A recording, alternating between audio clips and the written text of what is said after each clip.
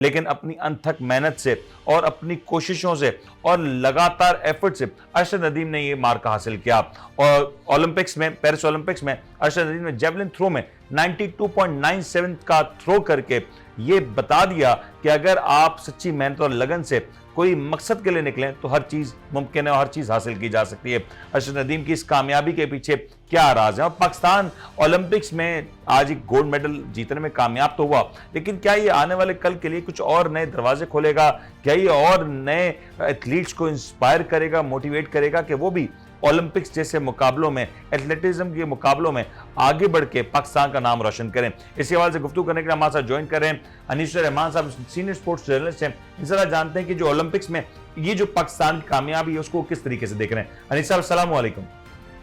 वालेकुम अस्सलाम। अनीस साहब आपको मुबारक, कौम को मुबारक। पाकिस्तान का सर फखर से बुलंद किया अरशद नदीम साहब ने और एक रिकॉर्ड कायम किया जो शायद तवक्को नहीं कर रहे थे बहुत सारे लोग, क्योंकि कंपटीशन बहुत ज्यादा सख्त था कल। जी, मैं उन बहुत सारे लोगों में शामिल नहीं था कि जो तवक्को नहीं कर रहे थे। मुझे पूरी तवक्को थी कि वो मेडल में आएंगे, मेडल ये टेबल पर आएंगे और उसके साथ साथ वो कोई रिकॉर्ड भी बना सकते हैं जैसा कि उन्होंने बनाया।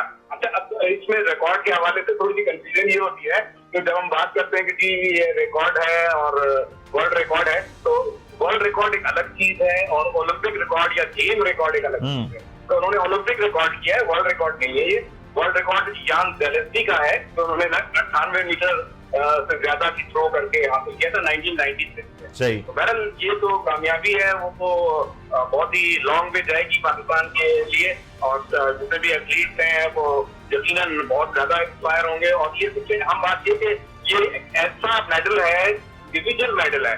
पाकिस्तान ने हॉकी में 8 मेडल हासिल किए, कुल 3 गोल्ड हासिल किए, 3 सिल्वर हासिल किए और 4 ब्रॉन्ज मेडल हासिल किए, लेकिन ये इंडिविजुअल में पहला गोल्ड मेडल है। इंडिविजुअल में 2 मेडल और हो चुके हैं इससे पहले।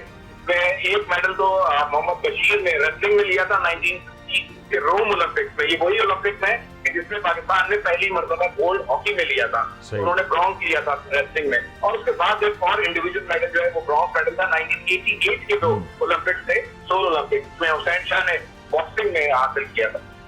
तो अनीस साहब, एक आप बिल्कुल जो आपने तारीख बताई बिल्कुल दुरुस्त है, लेकिन एक जहां पे खुशी है वहां पे एक गम भी तो है ना कि जिस चीज में हम गोल्ड मेडल हासिल करते रहे आज हम उसके क्वालिफायर्स में भी नहीं पहुंच सके। आज हम ओलंपिक्स में अगर हॉकी की बात करें तो हमारा कहीं वो नजर ही नहीं आता कि पोजीशन के हम वहां पे कहीं नजर आ रहे हो।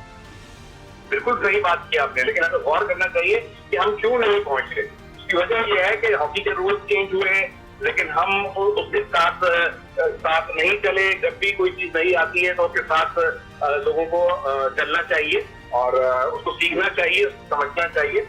तो मेरा ख्याल है कि ये हमारी अपनी कोताहियां हैं। इंडिविजुअल में तो गुदड़ी में लाल आपको मिलते ही रहेंगे, यानी वक्फा जरूर आएगा, 16, 18, 20, 22 हो सकता है 40 साल का वक्फा आ जाए, लेकिन कोई ना कोई ऐसा प्लेयर जरूर निकल कर आएगा क्योंकि बड़ी जरखेज जमीन है स्पोर्ट्स के हवाले से। और जब लेकिन अनीस साहब एक सवाल ये भी तो है ना कि और डिटरमेंट होता है तो वो फिर तक पहुंच जाता है। लेकिन अनीस साहब एक सवाल ये भी तो है ना, क्योंकि पाकिस्तान की कुल आबादी देखिए 25 करोड़ की आबादी है। इस बार जो पेरिस ओलंपिक्स में जो शिरकत की वो 7 लोगों ने शिरकत की, इससे बड़ा तो हमारा क्रू था जो इन ओलंपियंस के साथ ट्रेवल कर रहा था। तो क्या ये भी एक अलार्मिंग साइन है पाकिस्तान स्पोर्ट्स बोर्ड के एतबार से देखें या दीगर अथॉरिटीज के एतबार से देखें कि हम सिर्फ 7 ऐसे प्लेयर्स निकाल सके जो कंपीट कर रहे हैं? मेडल जीतने की तो हम बात नहीं कर रहे, लेकिन कंपटीशन में हिस्सा लेने के लिए सिर्फ 7 लोग हमें मिले। लेकिन इसमें एक और दिलचस्प बात यह है कि जो कंपीट कर रहे हैं ना, उनमें सिर्फ और सिर्फ जो है अरशद नदीम एक ऐसे खिलाड़ी हैं पाकिस्तान के इन 7 खिलाड़ियों में से जिन्होंने क्वालिफाई किया था, यानी वो स्टैंडर्ड पर पूरे करते हैं जो ओलंपिक्स का स्टैंडर्ड है। लेकिन बाकी जो है उन्होंने वाइल्ड कार्ड एंट्री उनको मिली है। वाइल्ड कार्ड से मुराद ये होता है कि वो उन्होंने वो लेवल पर तो नहीं है जो ओलंपिक्स का लेवल है, लेकिन उनको हौसला अफजाई के लिए और इनकी उस खेल की प्रमोशन के लिए उनको वाइल्ड कार्ड एंट्री दी जाती है, उनको यकीनी बनाई जाती है ओलंपिक्स के अंदर। तो हमारे जो बाकी प्लेयर्स गए हैं, जो भी गए हैं वाइल्ड कार्ड के जरिए गए हैं, तो उनसे तो तवक्को रखना मैं समझता हूँ कि एक नादानी वाली बात है, क्योंकि वो उस लेवल पर ही नहीं है जिस लेवल पर वो। मिसाल के तौर पर मैं बात कर रहा हूँ आपको, जेवलिन में जो है वो जो 84 मीटर जो है वो क्वालिफाइंग है। तो अगर 84 मीटर से कम का कोई पाकिस्तान का प्लेयर है और वाइट कार्ड उसको एंट्री मिल जाती है तो वो कम्पीट करे तो आप खुद नहीं देख सकते कि उसने वो मेडल लिया। बिल्कुल सही। लेकिन अक्षर नदीम ने टोक्यो ओलंपिक्स में इंतहाई शानदार कारकर्दगी पेश की थी। थोड़ी सी कसर रह गई थी, एक आंख की मैं कहूँगा कसर रह गई थी। वो 5वें नंबर पर आए थे, लेकिन कॉमनवेल्थ गेम्स में उन्होंने अपने खेल को इम्प्रूव किया और 90 मीटर पहले साउथ एशियन बने जिन्होंने 90 मीटर के बैरियर को क्रॉस किया। तो यकीनी तौर पर उन्होंने अपनी कारकर्दगी उस वक्त इम्प्रूव की थी और 2023 की पिछले साल की बात है बर्मिंघम में हुए थे ये गेम्स, कॉमनवेल्थ गेम्स, और उसके बाद अब 2024 तक उन्होंने खासी मेहनत की। हालांकि उनको वो फैसिलिटीज नहीं मिली जहाँ तक हमारी इत्तलात है तो उनको मिलनी चाहिए थी। अगर वो मिल जाती जैसे कि एशियन चोपड़ा को मिली थी तो मैं समझता हूँ कि शायद वर्ल्ड रिकॉर्ड के करीब भी पहुंच जाते। लेकिन यानी साहब ये जो आपने कहा फैसिलिटीज की बात हम अक्सर देख रहे होते हैं, आज क्योंकि अरशद नदीम जैसे कल जीते तो यके बाद दीगरे हर तरह से ये ऐलानात होने लगे, इनामात की बातें होने लगी, कोई 10 लाख तो कोई 1 करोड़ तो कोई आईफोन तो कोई फला प्लॉट, इस तरह के अनाउंसमेंट्स हो रहे हैं। डोंट यू थिंक कि जब ये प्रोसेस हो रहा होता है तब इसके ऊपर ज्यादा ध्यान देना चाहिए, तब वो मोटिवेशन देनी चाहिए ताकि जो हमारे खिलाड़ी हैं उनको एक हौसला मिले। हमारे यहाँ तो खिलाड़ी इसलिए ही नहीं डेवलप हो पाते क्योंकि हमारे यहाँ ना रोजगार की कोई सहूलत है, ना नौकरी का कोई इस तरह का स्कोप है, ना गवर्नमेंट की कोई सपोर्ट है, तो फिर कैसे खिलाड़ी डेवलप होगा? बिल्कुल नहीं होगा, इस तरह से कभी भी नहीं होगा। इस तरह से अचानक ही कोई एक आध प्लेयर निकल आएगा। और बात यह है कि सिर्फ खिलाड़ियों की बात नहीं है, बात असल में यह है कि हर खेल की 2 फेडरेशन है। हर आदमी ये चाहता है कि बस ओदा मेरे पास रहे। तो जब क्या कर रही है नहीं सर ये फेडरेशंस क्या कर रही है, पाकिस्तान स्पोर्ट्स बोर्ड क्या कर रहा है? क्योंकि अगर 25 करोड़ की आबादी में सिर्फ 7 लोग जा रहे हैं जिसमें एक शख्स क्वालिफाई करके जा रहा है, बाकी 6 लोग सिर्फ वाइल्ड कार्ड के थ्रू जा रहे हैं, तो फिर ये क्या कर रही है एसोसिएशंस या ये स्पोर्ट्स बोर्ड क्या कर रहा है? कुछ भी नहीं कर रहे, सिस्टम नहीं है ना, सिस्टम ही नहीं बना हुआ। जब सिस्टम बना हुआ होगा कि स्कूल के सतह पे मुकाबले होंगे, फिर कॉलेज की सतह पे होंगे, फिर यूनिवर्सिटी की सतह पे होंगे, फिर डिस्ट्रिक्ट लेवल पर होंगे, फिर सिटी लेवल पर होंगे, फिर सूबे की सतह पर होंगे, फिर नेशनल गेम्स में जाएंगे। नेशनल गेम्स का स्टैंडर्ड देख लें आप, कहीं भी इंटरनेशनल स्टैंडर्ड के बराबर नहीं है। एथलेटिक्स की खासतौर पर आप बात करें, और भी गेम्स की बात करते हैं आप, 2-3 खेल हैं जिनमें पाकिस्तान ने हमेशा अच्छी कारकर्दगी पेश की है। हॉकी में शुरू में की थी, क्रिकेट में गाहे बगाहे होती रहती है, स्क्वाश में एक पीरियड आया था 25-30 साल का जिसमें डोमिनेट किया पाकिस्तान ने, जहांगीर खान, रोशन खान, हाशिम खान, आजम खान, ये सारे प्लेयर्स थे।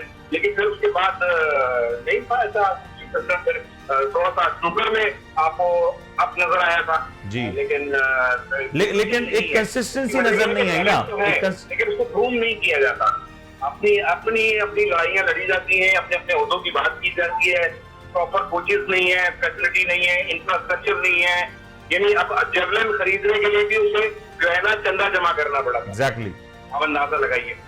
तो ये खुद एक डिलेमा है कि अगर उसको अपना वो जो उसका एक ही टूल है या एक ही जो इक्विपमेंट उसको खरीदने के लिए भी उसको सपोर्ट नहीं मिली, तो फिर आज ये सपोर्ट जो दे के लोग बड़ी बड़ी तस्वीरें खिंचवाने के लिए तैयार है, तो ये तो यही बात हुई ना कि जब जीत गए तो सब साथ हैं, जब कोशिश थी तब किसी ने सपोर्ट नहीं किया, तो ये तो एक अलमिया रहेगा हमारे मुल्क का। बिल्कुल ऐसा ही है, और इसकी वजह से जो है ज्यादा तादाद में प्लेयर्स नहीं आते।